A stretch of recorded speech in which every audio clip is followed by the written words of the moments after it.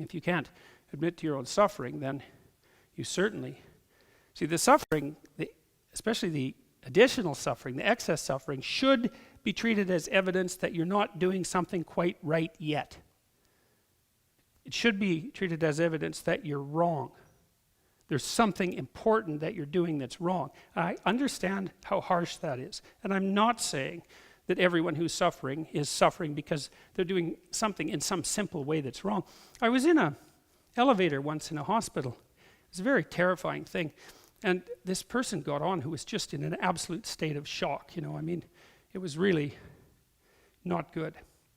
And I don't remember how this happened, but I engaged the person in conversation, and they just said that they had just been diagnosed with what looked to be terminal cancer.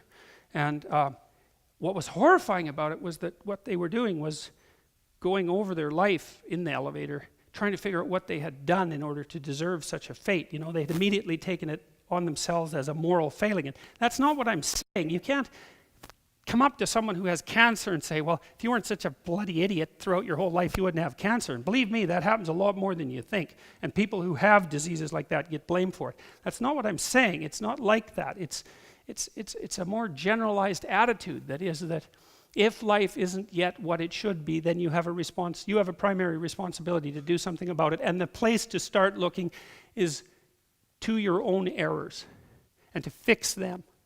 And that's a safe bet, man, because you're probably doing some things that you wouldn't have to be doing, that if you fixed would make things better.